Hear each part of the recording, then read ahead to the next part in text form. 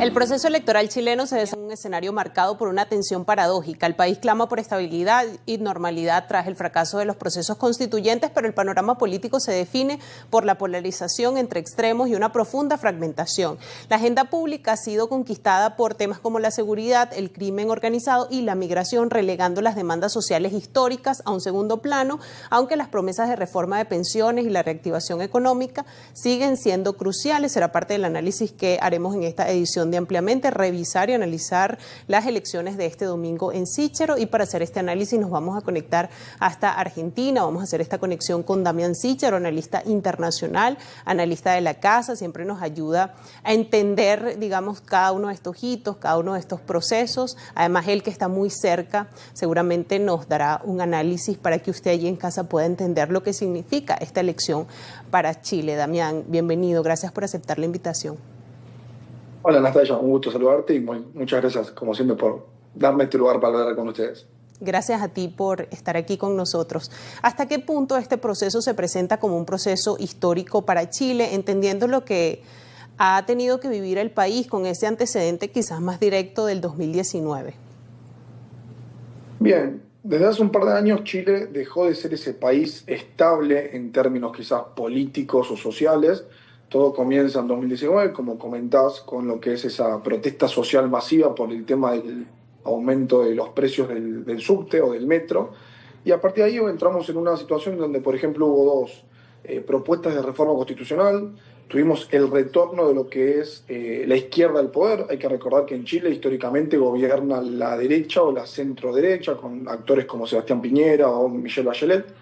Entonces, quiero decir, en los últimos 6 o 7 años, la política de Chile se hizo un poco más inestable. A eso hay que sumarle la pandemia del coronavirus, que es algo que nos afectó a todos por igual, pero también es un atenuante. Y todo ese proceso genera que hoy en día se le preste mucha más atención a la elección en Chile. Quizás antes del 2019 se sabía que la centro derecha iba a ganar y no había mucha sorpresa en cuanto al modelo de país que iba a tener Chile. De 2019 para adelante tenemos un clima mucho más polarizado, donde a veces se apuesta por la izquierda, como fue el pedido de reforma constitucional, como fue el triunfo de Boric, y a veces se apuesta con la derecha con lo que sería este nuevo proceso electoral, donde todo hace prever que un candidato justamente del ala de la derecha se va a terminar imponiendo. José Antonio Kast vuelve a repetir como candidato tras el revés que tuvo en la elección pasada, donde por supuesto quedó electo Gabriel Boric, pero sin embargo, para revisar un poquito lo que ha sido esta presidencia de Boric, tuvo un gran revés con el rechazo a la reforma constitucional. Esto también es un elemento para incluir en el análisis, y también otro asunto destacado es cómo el tema social ha ido o ha migrado y el tema de seguridad ha ocupado el primer lugar. Aquí vemos como una transformación del país o de la demanda de la ciudadanía, ¿no? ¿Cómo lo entiendes tú? Bien, como estás comentando, Kast va de vuelta, ¿no?, por la presidencia en 2021. Él ganó en la primera vuelta, es un dato a tener en cuenta.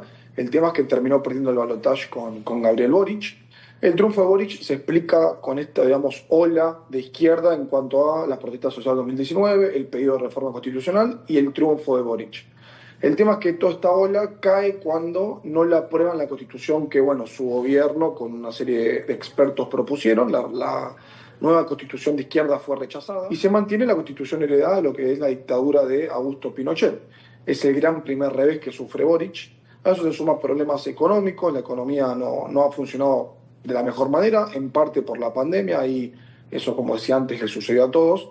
Pero quizás el gran tema a tener en cuenta es el de la seguridad, ¿no? Entre grupos narcotraficantes, también lo que es problemas migratorios en la frontera con Bolivia y con Perú. Todo lo que son los asuntos de seguridad se han vuelto una prioridad para los chilenos, y hoy en día el 50% de los chilenos dice que lo que más le preocupa es la seguridad, cuando en general en una elección común y corriente en cualquier país en el mundo lo primero que alguien observa es la economía. Bueno, parece que la situación se ha vuelto tan radical en Chile que hoy la seguridad es el principal motivo, y en ese sentido la derecha parece tener un poco más de fuerza, porque todos sabemos que en general a nivel mundial las derechas hablan de mano dura contra el crimen, y a veces las izquierdas son un poco más laxas, lo que les termina sacando legitimidad.